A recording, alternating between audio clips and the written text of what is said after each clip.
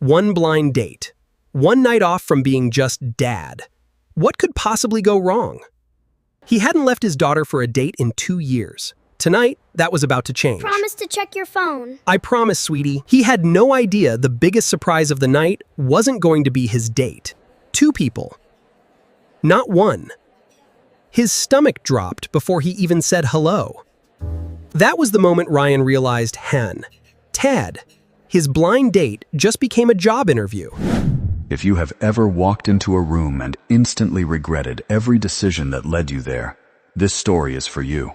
Stay until the end, because what starts as an awkward dinner turns into one of the most important nights of one man's life. And if stories about second chances and unexpected love keep you hooked, go ahead and hit like and subscribe right now, because this one is worth the whole ride.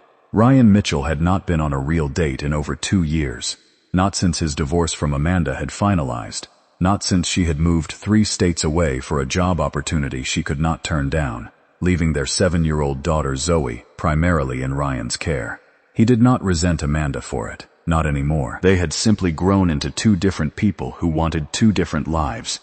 And somewhere in the process of untangling a marriage, Ryan had quietly stopped thinking of himself as someone who dated at all. He was Zoe's father first, an account manager at Pinnacle Marketing second, and everything else came somewhere after that, usually never. His job at Pinnacle was stable, respectable, the kind of work that let him make rent on a modest 2-bedroom apartment and keep Zoe in her dance classes without too much financial strain. But it was not without its pressures. The company had recently undergone a leadership shift, and the man now overseeing Ryan's entire division was Grant Sinclair, a name that made even seasoned employees straighten their posture when it echoed through the hallway. Grant was known for being exacting, unsentimental, and almost impossible to read. He valued composure above almost everything else, the kind of steady, unflappable professionalism that made people trust you with bigger responsibilities. Ryan had been quietly angling for a promotion to senior account director for months, a position that would finally give him the financial breathing room he desperately needed, and he knew that promotion depended entirely on staying in Grant Sinclair's good graces. It was against this backdrop of quiet exhaustion and calculated professionalism that Ryan's closest friend, Denise Alvarez, decided enough was enough. Denise worked 2 cubicles down from Ryan and had become, over the past 3 years, something like a work sister to him. She had watched him go through the divorce, watched him rebuild his life, piece by piece, around Zoe's schedule, and she had grown tired of watching him deflect every attempt at a social life with the same tired excuse. "I don't really have time for that right now." "You have time for one dinner," Denise told him one Thursday afternoon, sliding her phone across his desk to show a photo of a woman with warm brown eyes and an easy smile. "This is my sister, Claire. She just moved back to town. She's smart, she's funny, and she has exactly 0 interest in anyone who isn't a decent human being. Which, lucky for you, you happen to be." Ryan protested for a solid 10 minutes, citing Zoe, citing exhaustion, citing the general chaos of his life. But Denise was relentless in the particular way only a good friend can be. By the end of the conversation, Ryan had somehow agreed to dinner that Saturday at a restaurant called the Olive Grove, a place he vaguely remembered as upscale enough to require a reservation and expensive enough that he mentally recalculated his budget for the week. Saturday arrived faster than Ryan expected. He spent the afternoon anxious in a way he had not felt in years, the particular nervous energy of a man who had forgotten the rules of dating and was now expected to remember them in real time. Zoe, perceptive in the way only children can be, noticed his fidgeting while he tried on 3 different shirts in front of the mirror. "Are you nervous, Daddy?" "A little," Ryan admitted, kneeling down to her level. "Is that okay?" Zoe considered this with the seriousness of a 7-year-old philosopher. "Grandma says being nervous just means you care about something. That's what she told me before my dance recital." Ryan smiled, pulling her into a hug. "Your grandma's a smart woman." The babysitter, a college student named Priya, who lived 2 floors down, arrived at 6, and Ryan gave his usual overly detailed instructions about bedtime, snacks, and the strict no scary movies rule, all while Zoe hugged his leg, and made him promise to check his phone. He promised. He always promised. Some promises were easier to keep than others, but that one, at least, was one he intended to honor completely. He arrived at the Olive Grove 15 minutes early, which felt both responsible and slightly pathetic, and spent those 15 minutes standing near the entrance, trying to look casually confident, while internally rehearsing conversation starters he was fairly certain he would forget the moment he needed them. When the hostess finally led him toward the back of the restaurant, Ryan felt something like relief. The anticipation finally about to resolve into actual human interaction. That relief lasted exactly as long as it took him to see the table. There were 3 people seated at it, not one. A woman with warm brown eyes who matched the photo Denise had shown him, waving cautiously in his direction. Beside her, another woman, older, elegant, with a familiar tilt to her smile. And across from both of them, a man in a charcoal suit that Ryan recognized instantly, because he had spent the better part of the last 8 months trying not to disappoint him. Grant Sinclair looked up from his menu, and for one suspended, horrifying moment, both men simply stared at each other across the restaurant, equally, unmistakably stunned. Ryan? Grant's voice carried the particular flatness of a man recalculating an entire situation in real time. Mr. Sinclair, Ryan managed, his voice coming out thinner than he intended.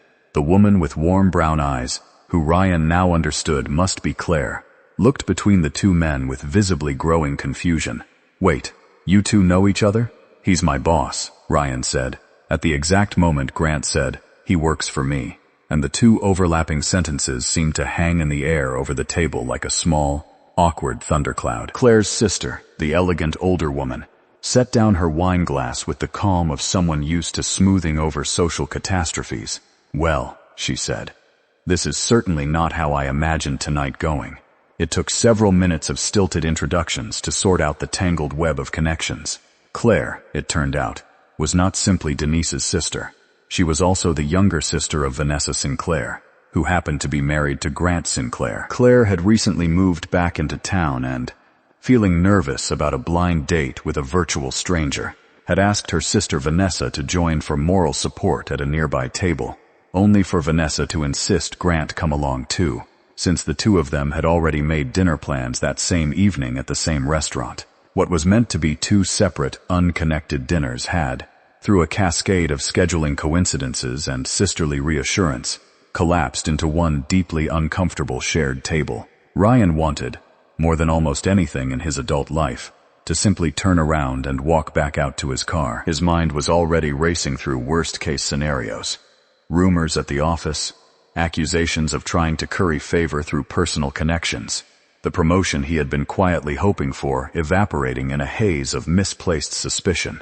But Claire was looking at him with an apologetic, faintly amused expression that made walking away feel unnecessarily dramatic. And Vanessa was already pulling out the chair beside her, insisting everyone simply sit and order something to drink before anyone made any decisions they would regret. Dinner began, against all odds, and against every instinct in Ryan's body telling him this was a mistake. The first 20 minutes were exactly as excruciating as Ryan feared. He answered Grant's careful, probing small talk with the same measured professionalism he used in quarterly review meetings, terrified of saying anything that could be misconstrued. Claire, for her part, seemed to sense the tension radiating off him, and tried valiantly to steer the conversation towards safer territory, asking about his interests, his daughter, anything that had nothing to do with quarterly earnings reports. The turning point came, unexpectedly, when Ryan's phone buzzed on the table.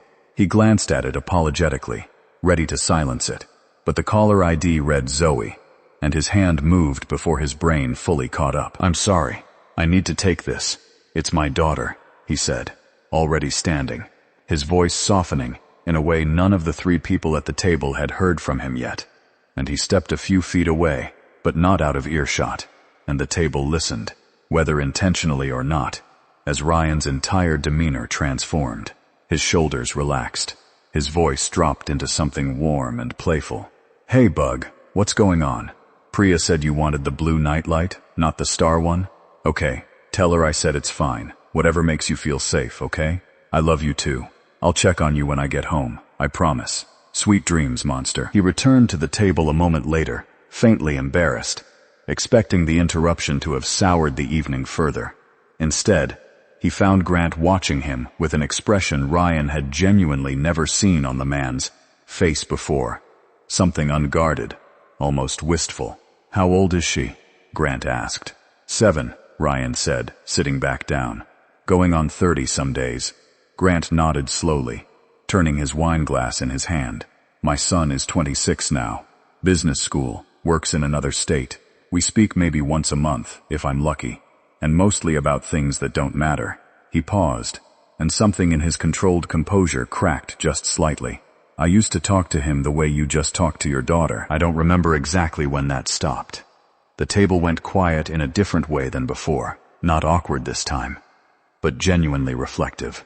Vanessa reached over and placed a hand gently on her husband's arm, and Claire glanced at Ryan with something new in her expression, something warmer than polite curiosity. The rest of the dinner unfolded more easily after that. Grant, freed momentarily from the armor of his office persona, turned out to have a dry, understated sense of humor that Ryan had never once encountered in 8 months of quarterly meetings. Claire asked Ryan genuine questions about Zoe, about his life, about the small, specific details that made up an actual person rather than a resume. By the time dessert arrived, the 4 of them had settled into something almost like an ordinary, pleasant dinner among friends, an outcome none of them had predicted an hour earlier. Ryan left that night with Claire's number in his phone and a knot of anxiety still sitting in his stomach about Monday morning. The anxiety turned out to be justified, though not in the way Ryan expected. By Tuesday, a version of the story had made its way through the office gossip chain, distorted and sharpened into something uglier than the truth. Someone in accounting had seen Ryan and Grant leaving the restaurant parking lot within minutes of each other, and had spun a narrative about Ryan cozying up to the boss's family to secure his promotion. It reached a coworker named Kevin Marsh, a man who had been passed over for the same promotion twice, and who seized on the rumor with the particular enthusiasm of someone eager to see a rival stumble. By Wednesday, whispers followed Ryan through the hallway, and by Thursday, he overheard 2 junior associates discussing whether his upcoming promotion was earned or arranged. Ryan considered saying nothing, letting it blow over the way office gossip usually did. But the accusation stung in a way he had not expected, not because it threatened his career, though it did, but because it cheapened something that had genuinely surprised him, an unplanned evening that had briefly, unexpectedly, felt human. He was still deciding how to handle it when Grant called him into his office on Friday afternoon. Ryan walked in prepared for the worst, prepared to hear that the promotion was off the table entirely, that the appearance of favoritism made it impossible to move forward. Instead, Grant gestured for him to sit and closed the door behind them both. "I've heard the rumors," Grant said without preamble. "I want you to know I've already addressed it directly with the individuals spreading them, including Kevin Marsh, and I've made it clear that speculation about employees' personal lives will not be tolerated in this office." He paused, studying Ryan with an expression more open than Ryan had ever seen from him at work. "I also want to be honest with you. That dinner was uncomfortable for me too, but it was clarifying. I've reviewed your performance file more times than I probably needed to this week, and the numbers speak for themselves. You were already the strongest candidate for the promotion before Saturday ever happened. Nothing about that dinner changes the decision. If anything, it confirmed something about your character that a performance review never could." Ryan exhaled slowly, feeling weeks of quiet dread finally loosen its grip on his chest. "Thank you, sir. I appreciate you saying that directly. There's one more thing," Grant added, and for a moment his composure faltered again. The same crack Ryan had glimpsed at dinner. "Watching you on that phone call with your daughter on Saturday reminded me of something I'd let myself forget. I've spent so many years building this company that I built quite a bit of distance from my own son in the process. I called him yesterday, properly, for the first time in longer than I'd like to admit. We're having dinner next month. I wanted you to know that." Ryan smiled, genuinely, the professional distance between them finally softening into something closer to mutual respect. "I'm glad, sir. That's not a small thing." "No," Grant agreed. It isn't. Ryan's promotion to senior account director was announced 2 weeks later, and any lingering whispers about favoritism dissolved almost immediately once his colleagues saw the caliber of work that had genuinely earned it. Kevin Marsh eventually apologized, somewhat stiffly, and Ryan accepted it with more grace than Kevin probably deserved, because holding a grudge had never been worth the energy it cost him. In the months that followed, Ryan and Claire's relationship grew slowly and deliberately, built around careful, unhurried dinners, and eventually around the kind of ordinary family moments that mattered far more than a first impression ever could. Claire met Zoe for the first time at a park on a Sunday afternoon, armed with a container of homemade cookies and absolutely no expectations, which Zoe seemed to appreciate more than any grand gesture could have provided. Within a few months, Claire had become a steady, welcome presence in their small family's life, not replacing anything that had come before, but adding something neither Ryan nor Zoe had realized they were missing. Grant, true to his word, began making more consistent efforts with his own son, and the following spring, Ryan learned secondhand through Vanessa that Grant had flown out to visit him for a full week, the longest stretch of time father and son had spent together in nearly 5 years. Grant never spoke about it directly at the office, preferring to keep that particular vulnerability private, but Ryan noticed a subtle shift in him afterward, a slightly softer edge to the demanding, unflappable boss everyone had grown used to. Almost a year after that disastrous, unforgettable dinner at the Olive Grove, Ryan found himself back at the same restaurant, this time with Claire across the table and Zoe seated between them, carefully explaining to Claire the correct, non-negotiable way to eat spaghetti without making a mess, a lesson Claire absorbed with theatrical seriousness that made Zoe dissolve into giggles. Ryan thought, watching the two of them, about how close he had come to walking straight back out of that restaurant on the night this all began. How easily an uncomfortable coincidence could have ended the whole story before it started. But he had stayed, awkward and terrified as he was, and staying had opened a door he never expected, not just to Claire, but to a version of his boss he never would have known existed, and ultimately, to a fuller, warmer version of his own life. If there is one thing this story leaves you with, let it be this. Sometimes the moments that feel like the biggest disasters, the ones that make you want to disappear into the floor, are actually the moments quietly rearranging your life for the better. You just have to be brave enough to stay at the table. If this story made you smile even a little, remember to like this video and subscribe for more stories about the unexpected ways life brings people together, and share it with someone who needs the reminder that a little discomfort now might be setting up something wonderful later.